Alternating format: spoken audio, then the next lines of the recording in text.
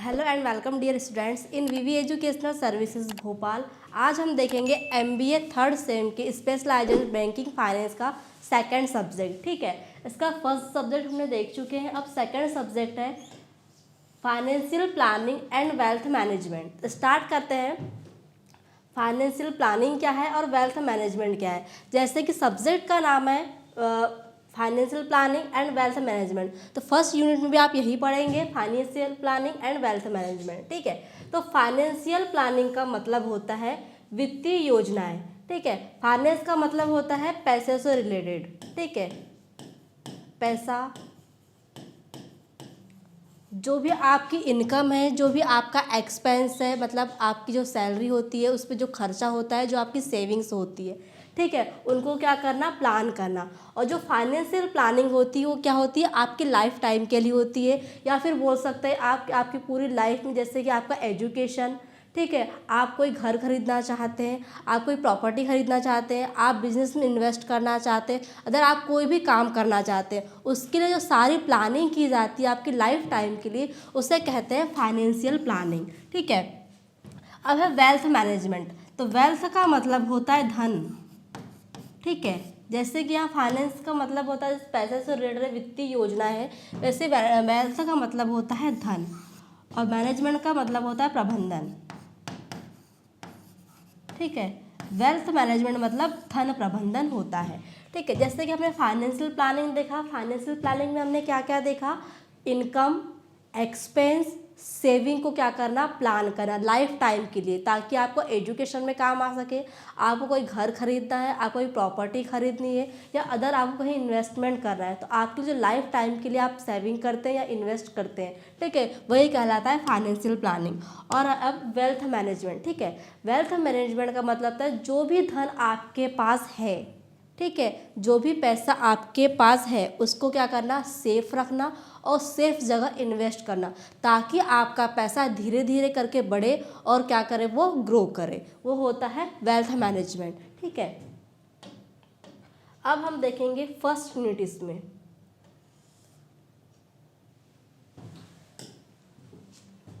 ठीक है,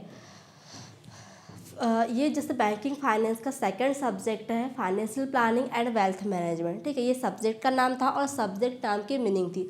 अब हम इसमें देखेंगे यूनिट फर्स्ट से लेके यूनिट 5 तक की जो भी यूनिट है उसके अंदर कौन कौन सा टॉपिक है और कौन सा टॉपिक हम स्टेप बाय स्टेप कवर करेंगे। ठीक है, तो यूनिट फर्स्ट में फर्स्ट टॉपिक है ओवरव्यू ऑफ फाइनेंशियल प्लानिंग।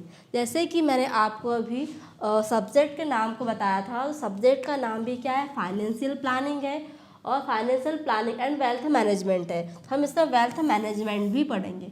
वही सारी चीज़ें हैं जो आपके सब्जेक्ट का नाम है, वही आपको फर्स्ट यूनिट में पूरा पढ़ने को मिलेगा।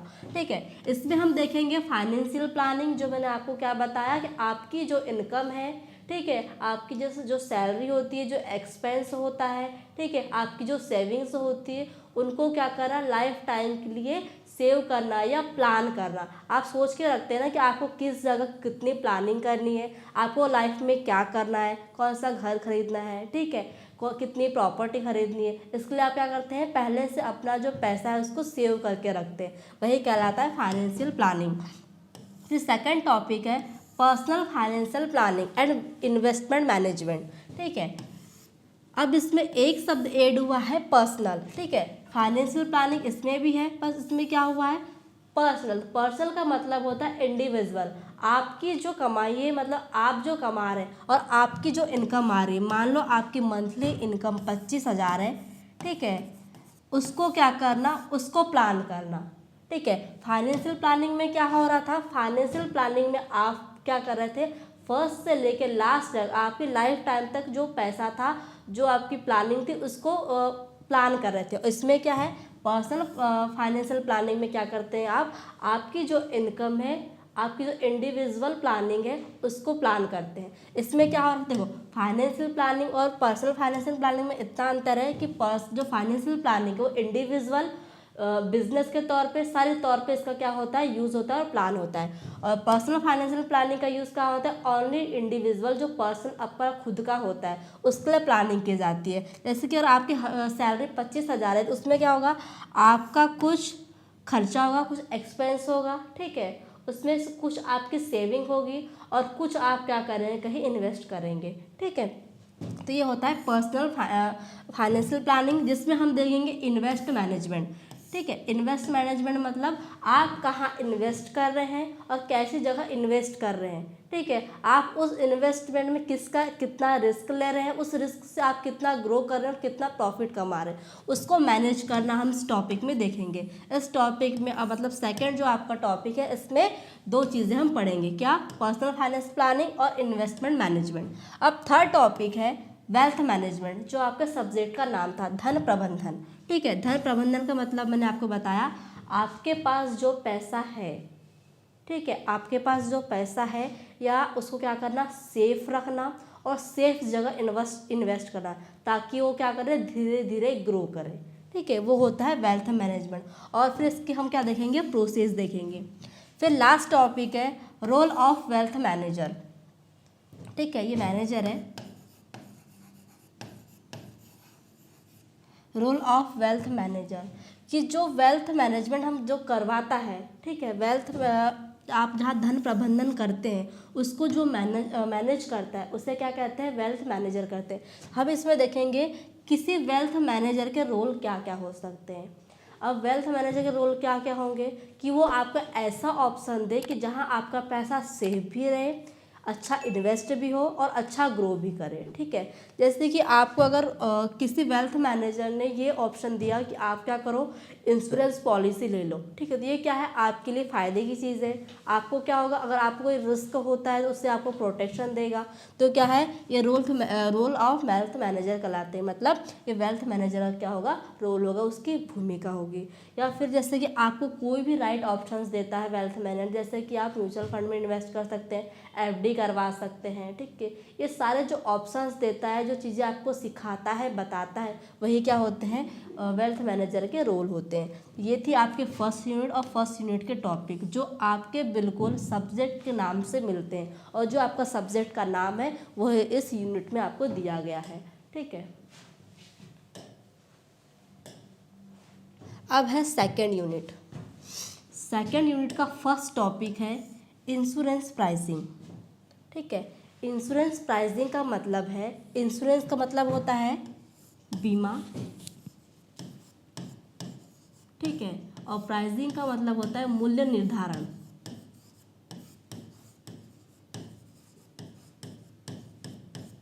ठीक है, मूल्य निर्धारण। तो इंश्योरेंस प्राइसिंग का मतलब होता है कि जो आप बीमा पॉलिसी लेते हैं, ठीक है, अगर कोई पॉलिसी होल्डर कोई लाइफ इंश्योरेंस लेता है, ठीक है, हेल्थ इंश्योरेंस लेता है, किसी भी प्रकार की पॉलिसीज लेता है, ठीक है, उसका क्या करना, जो मूल्य होता है, उसका जो प्राइस होता है उसको सेट करना। आपके रिस्क को देखकर क्या किया जाता है, उस प्राइस को सेट किया जाता है, या फिर बोल सकते हैं जो इंश्योरेंस का प्रीमियम वो सेट किया जाता है। उसमें क्या होता है, सबसे पहले इंश्योरेंस कंपनी देखती है कि जो व्यक्ति या जो पॉलिसी होल्डर पॉलिसी ले रहा है उसमें कितना रिस्क है, उसकी एज कितनी है, या फिर वो किस चीज़ के लिए पॉलिसी ले रहा है। अगर लाइफ इंश्योरेंस ले रहा है या हेल्थ इंश्योरेंस ले रहा है, मानो हेल्थ इंश्योरेंस ले रहा है, तो उसको बीमारी कौन सी है, उसकी एज कितनी है, वो पूरा क्राइटेरिया देखता है और क्या करता है, वो बीमा इंश्योरेंस का जो प्राइस है उसको सेट करता है, ठीक है। इसमें क्या हुआ, मूल्य निर्धारण करना, ठीक है। वैसा ही है इंश्योरेंस प्रीमियम, ये दोनों और इंश्योरेंस रिस्क एनालिसिस, ये तीनों चीज़ें एक दूसरे से रिलेटेड है। इसमें क्या हुआ, मूल्य निर्धारण हुआ, और फिर क्या हुआ, प्रीमियम। प्रीमियम का मतलब होता है जो मूल्य निर्धारित हुआ है, मतलब जो भी आपने प्रीमियम सेट किया है उसको एनुअली, मंथली या ईयरली किसको देना, बीमा कंपनी को देना।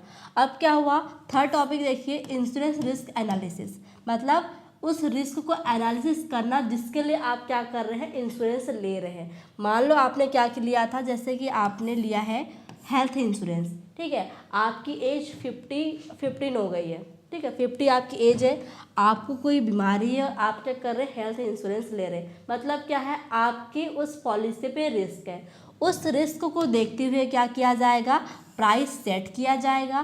प्राइस मान लो अगर आपकी, जैसे मैंने आपको एज बताई 50 ईयर है, ठीक है, आपको बीमारी भी है, आप अगर जैसे कि कोई व्यक्ति था, वो उसको जैसे मान लो कि शुगर की बीमारी है या अदर कोई भी बीमारी है, ठीक है, टीबी भी जो भी है, कैंसर, अदर कोई भी उसको बीमारी है उस व्यक्ति को, और वो अपनी पॉलिसी लेता है, ठीक है, तो जो बीमा कंपनी क्या करेगी, उसका जो क्राइटेरिया है पूरा देखेगी, उसका एज, उसकी बीमारी, उसके हिसाब से उसको क्या करेगी, एक प्राइस सेट करके देगी। कि जैसे कि अगर देखो, अगर रिस्क ज़्यादा है तो क्या होगा, इंश्योरेंस प्राइस भी ज़्यादा होगा, अगर रिस्क कम है तो प्रीमियम भी क्या होगा, कम होगा। तो रिस्क को देख के क्या किया जाता है, प्रीमियम सेट किया जाता है। तो इस टॉपिक में क्या करेंगे, इस टॉपिक में हम देखेंगे कि इंश्योरेंस लेने वालों का रिस्क कितना है, उसको एनालिसिस किया जाएगा। इस टॉपिक में हम क्या करेंगे, इंश्योरेंस प्राइसिंग में उस मूल्य को निर्धारण करेंगे, और प्रीमियम मतलब जो मूल्य निर्धारित हुआ है उसको क्या करेगी, उसको बीमा कंपनी को दिया जाएगा। कैसे, या मंथली, ईयरली, ठीक है,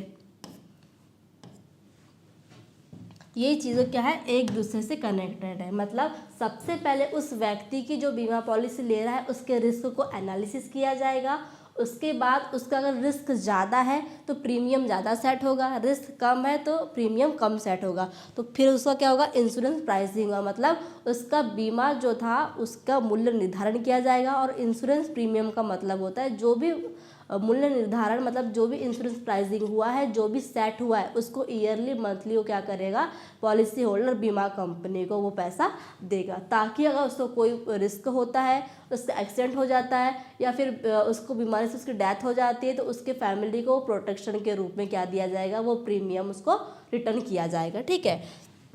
अब फोर्थ टॉपिक है रेगुलेटरी फ्रेमवर्क ऑफ इंश्योरेंस। मतलब इसमें हम देखेंगे इंश्योरेंस सेक्टर को चलाने के लिए, ठीक है, प्रोटेक्ट करने के लिए जो भी रेगुलेशंस, जो भी अथॉरिटीज़, जो भी रूल्स होते हैं वो हम किस में देखेंगे, रेगुलेटरी फ्रेमवर्क ऑफ इंश्योरेंस में देखेंगे। फिर है टाइप्स ऑफ इंश्योरेंस प्रोडक्ट।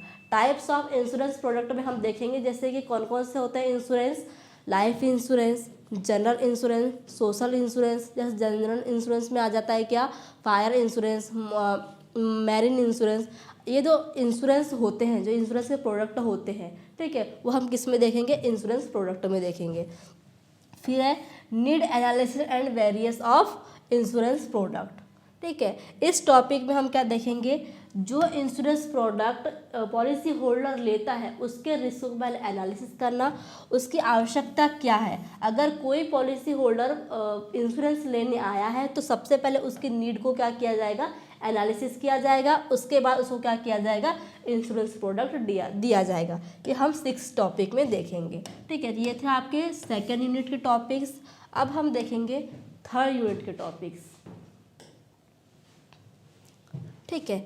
अब थर्ड यूनिट का फर्स्ट टॉपिक है रिटायरमेंट प्लानिंग। रिटायरमेंट प्लानिंग का मतलब होता है कि आप अगर कोई जॉब कर रहे हैं, ठीक है, प्राइवेट जॉब कर रहे हैं, गवर्नमेंट जॉब कर रहे हैं, अगर आपको कोई भी जॉब है उसके रिटायरमेंट की बात की आप जो प्लानिंग करते हैं, जैसे कि पीएफ आप हो गया, या आपने एफडी करवा रखी है, या फिर रिटायरमेंट पे आपको जो भी प्लान मिलने वाला है उसकी जो प्लानिंग की जाती है वो तो होता है रिटायरमेंट प्लानिंग। फिर है एन्युइटीज़। एन्युइटीज़ में क्या होता है, एक रिटायरमेंट के बाद का प्लान होता है, ठीक है, जो क्या होता है आप जितना उसमें पे करेंगे उतना आपको रेगुलर इनकम मिलती जाएगी। उसके टाइप्स देखेंगे। फिर थर्ड टॉपिक है employees benefit and superannuation benefit.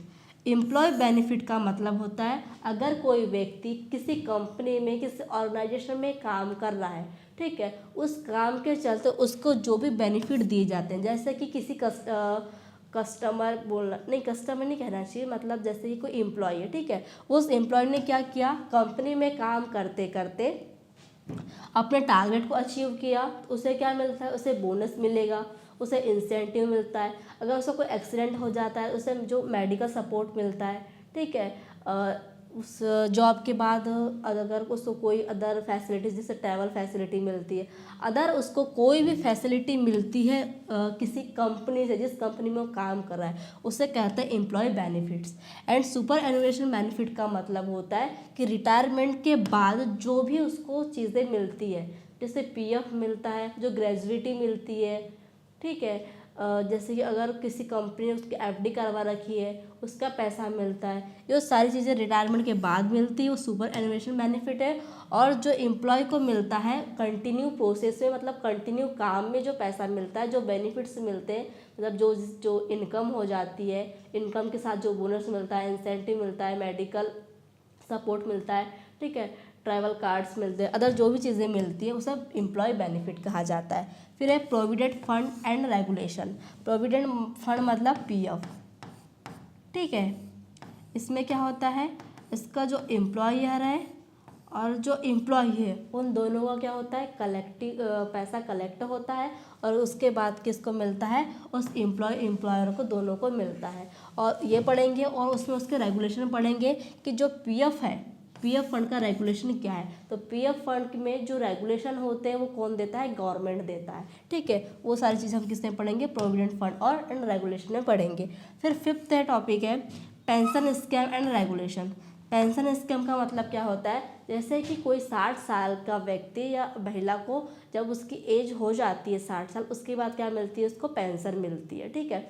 उस पेंशन को हम यहाँ इसमें देखेंगे और उसको रेगुलेशन देखेंगे कि उस किसी भी पेंशन स्कीम के कौन कौन से रेगुलेशन होते हैं और वो कौन देता है। तो पेंशन स्कीम के जो रेगुलेशन वो कौन देती है, गवर्नमेंट देती है। वही हम इसमें देखेंगे पेंशन स्कीम क्या है, उसके रेगुलेशन क्या है और कौन देता है। तो रेगुलेशन कौन देता है, गवर्नमेंट देती है। और उसके जो भी रेगुलेशन है, ठीक है, वो सारी चीज़ें हम किसमें पढ़ेंगे, पेंशन स्कीम एंड रेगुलेशन में पढ़ेंगे।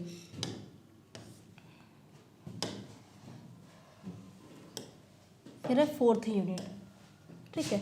फोर्थ यूनिट का फर्स्ट टॉपिक है ट्रेडिशनल इन्वेस्टमेंट प्लानिंग, ठीक है। जैसे हमने आपको फर्स्ट यूनिट में बताया था कि इन्वेस्टमेंट मैनेजमेंट मतलब आपकी जो भी इनकम है, ठीक है, जो इनकम होती है, जो एक्सपेंस होता है, जो मतलब जैसे कि आपकी जो सेविंग होती है उसको क्या करना, मैनेज करना।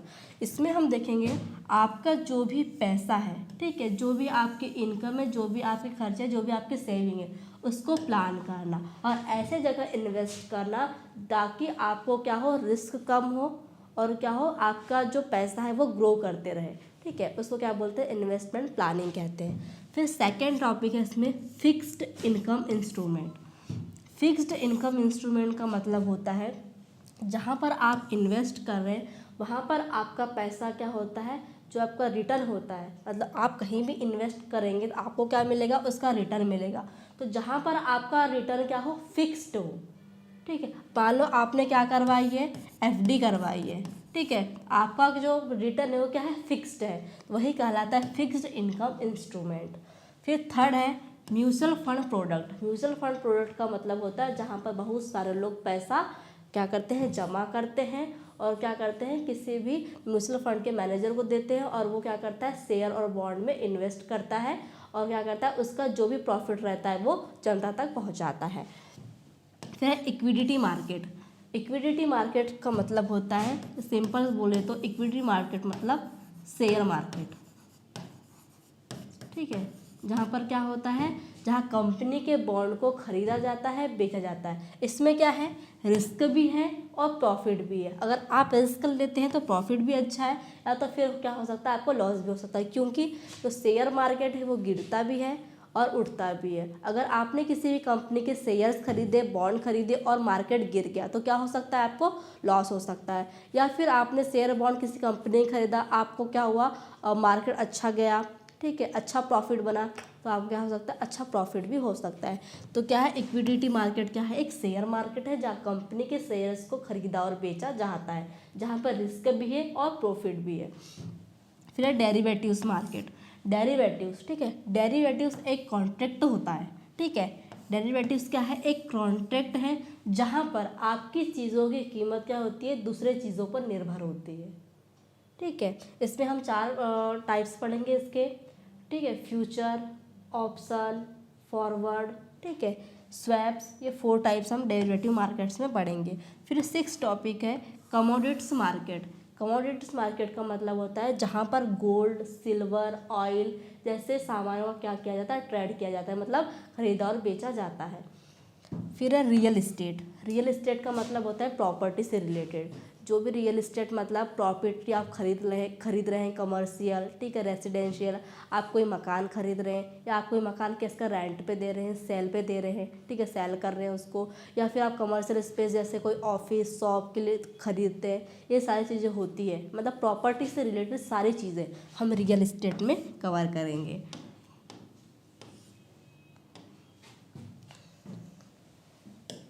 फिर है फिफ्थ यूनिट।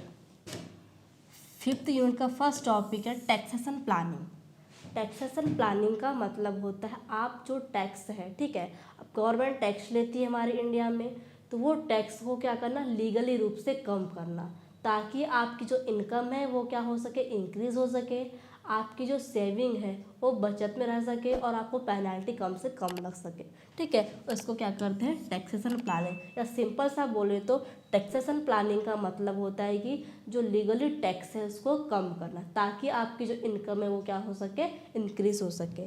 सेकेंड टॉपिक है Indian tax system. Indian tax system हमारा दो टाइप से होता है, इनडायरेक्ट और डायरेक्ट, ठीक है। तो इंडियन टैक्स सिस्टम का मतलब होता है हमारे इंडिया में टैक्स क्या लेती हो, जो टैक्स है वो गवर्नमेंट लेती है किससे, लोगों से, और उस पैसे को क्या करती है, कंट्री के डेवलपमेंट में यूज़ करती है। वही पढ़ेंगे हम इंडियन टैक्स सिस्टम में। फिर थर्ड टॉपिक है इंडियन डायरेक्ट टैक्स स्ट्रक्चर, ठीक है। थर्ड टॉपिक है इंडियन डायरेक्ट टैक्स स्ट्रक्चर। अब इसमें हम देखेंगे कि जो डायरेक्ट टैक्स लगता है, ठीक है, हमारे इंडिया में जो डायरेक्ट टैक्स लगता है उसका स्ट्रक्चर देखेंगे। तो डायरेक्ट टैक्स किस पे लगता है, हमारे इनकम पे लगता है, वही हम इसमें पढ़ेंगे इंडियन डायरेक्ट टैक्स स्ट्रक्चर में। फिर फोर्थ है tax compliance matter. Tax compliance matter में होता है, तो टैक्स कॉम्प्लियंसन का मतलब होता है कि जो टैक्स के रेगुलेशन है, जो रूल्स है उनको फॉलो करना, मतलब टाइम पे टैक्स पे करना, ठीक है, जो रिटर्न है फाइल होती है उसे फिल करना, ये सारी चीज़ें किस में पढ़ेंगे हम, टैक्स कॉम्प्लियंसन मैटर में पढ़ेंगे। फिर है स्टेट प्लानिंग। जैसे मैंने आपको बताया रियल इस्टेट, रियल इस्टेट का मतलब क्या होता है कि जो भी प्रॉपर्टी है उसको, जो प्रॉपर्टी का काम होता है, मतलब आप अपनी प्रॉपर्टी की सेल पे दे रहे हैं, रेंट पे दे रहे हैं, आप खरीद रहे हैं, कमर्शियल प्रॉपर्टी खरीद रहे हैं, रेसिडेंशियल प्रॉपर्टी कर रहे हैं, अगर आप प्रॉपर्टी का जो भी काम कर रहे हैं उसको क्या कहते हैं, रियल एस्टेट कहते हैं। और उसी एस्टेट की जो आप प्लानिंग करते हैं, ठीक है, कि आपकी जो प्रॉपर्टी है आप उसको मतलब कि आप कब खरीदेंगे, कितनी खरीदेंगे, किसके नाम आपको करना है, किसके नाम से रजिस्ट्री होगी, ये सारी चीज़ें जो आप प्लानिंग करते हैं कि आपके बाद वो प्रॉपर्टी किसके नाम करना है, ये सारी चीज़ें हम किस में देखेंगे, स्टेट प्लानिंग में देखेंगे। फिर है creation of will. Creation of will का मतलब होता है वसीयत बनाना, ठीक है। वसीयत बनाना मतलब आपकी जो भी प्रॉपर्टी है आपके बाद वो किसको होगी। एक वसीयत जो लीगल कॉन्ट्रैक्ट बनता है, कोई व्यक्ति लिखता है, जैसे कि हमारे पापा मम्मी जो होते हैं, ठीक है, वो क्या करते हैं, जैसे कि दादा दादी, उन्होंने क्या किया, हमारी जो प्रॉपर्टी है उसको अपने पापा मम्मी के नाम पर कर दिया। एक वसीयत जो लीगल कॉन्ट्रैक्ट बनता है, ठीक है, जो वसीयत बनती है उसमें हम क्रिएशन ऑफ विल में पढ़ेंगे। फिर 7 टॉपिक है इसमें स्ट्रेटजिक मेकिंग एंड इम्प्लीमेंटेशन, ठीक है, strategic of making implementing complete personal financial plan, ठीक है। Strategic of making and implementing, ठीक है, मतलब स्ट्रेटजी का तो मतलब पता है आपको, मेकिंग और इम्प्लीमेंटिंग मतलब काम को करना, और इसमें टॉपिक का नाम क्या है, कंप्लीट पर्सनल फाइनेंसिंग प्लान। अब हमने इस टॉपिक में या इस सब्जेक्ट में पूरा क्या पढ़े हैं, फाइनेंशियल प्लान ही पढ़े हैं, ठीक है। हर चीज़ में इन्वेस्ट करना, हर चीज़ को बनाना, कहीं इन्वेस्ट करना, कहीं से प्रॉफिट कमाना, ये सारी चीज़ें हमने इसमें पढ़े। अब इस 7 टॉपिक में हम क्या देखेंगे, कंप्लीट पर्सनल फाइनेंशियल प्लान, मतलब स्टार्टिंग से लेके लास्ट तक, मतलब जो हमने फाइनेंशियल प्लानिंग किया था, मतलब प्रॉपर्टी से लेकर, ठीक है, इन्वेस्टमेंट, आपकी जो सैलरी थी, इनकम थी, एक्सपेंस था, उन सारी चीज़ों को कम्प्लीटली पूरा क्या करना, प्लान करना, वो हम पढ़ेंगे कंप्लीट पर्सनल फाइनेंशियल प्लान में। ये थी आपकी, ठीक है, 5th यूनिट के टॉपिक। अब कुछ टॉपिक ऐसे हैं जो मैंने आपको फर्स्ट सब्जेक्ट जो था आपका बैंकिंग फाइनेंस का, उसमें पढ़ा चुकी हूँ, ठीक है, वो टॉपिक मैं आपको बता देती हूँ।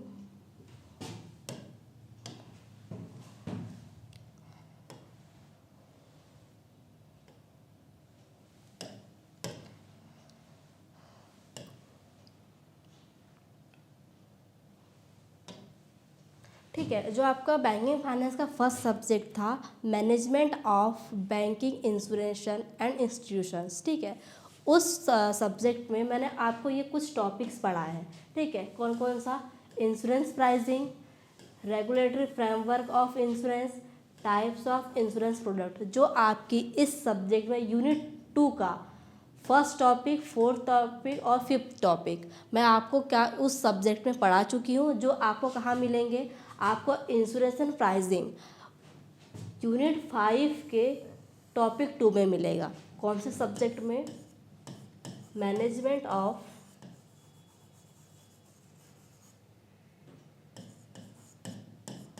बैंकिंग इंश्योरेंस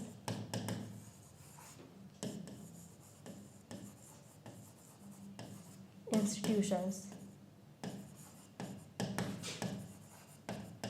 ठीक है, बैंकिंग फाइनेंस का आपका जो फर्स्ट सब्जेक्ट था management of banking insurance and institution, ठीक है, उसमें मैंने आपको इंश्योरेंस प्राइसिंग पढ़ा चुका है, कहाँ पर, यूनिट 5 के टॉपिक 2 में, जो मैं आपको यहाँ पर नहीं पढ़ाऊँगी।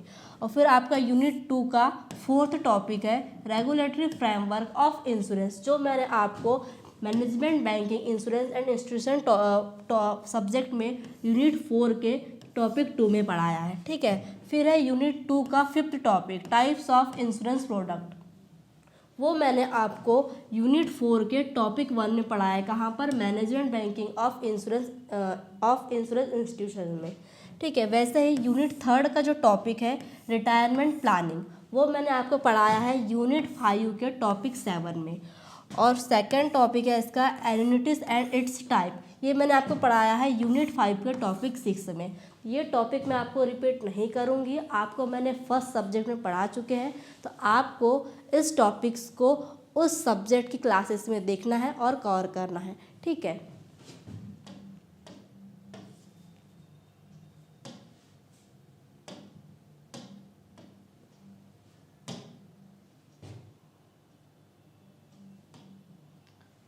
ठीक है, तो ये था आपका फाइनेंशियल प्लानिंग की रिव्यू क्लास, जिसमें हमने देखा कि financial planning and wealth management क्या है, सब्जेक्ट का नाम देखा, सब्जेक्ट नाम की मीनिंग देखा। उसके बाद यूनिट 1 से लेकर लास्ट तक जो भी टॉपिक्स हम स्टेप बाय स्टेप कवर करेंगे, उसकी भी छोटी छोटी डेफिनेशन देखा कि वो क्या है, ये समझा। और कुछ टॉपिक्स जो मैंने आपको एक सब्जेक्ट में पढ़ा चुके हैं, वो सब्जेक्ट के नाम, टॉपिक और आपको वो सेकंड सब्जेक्ट जो management of banking insurance institution है, उस सब्जेक्ट में कौन से टॉपिक और कौन से यूनिट में मिलेंगे, वो भी मैंने आपको क्लियरली बता दिया है। आप उस टॉपिक्स को उस सब्जेक्ट की क्लासेस में जाकर देख लेना और कवर कर लेना, ठीक है। आई होप आपको आज का टॉपिक अच्छे से समझ में आया होगा। Thank you very much.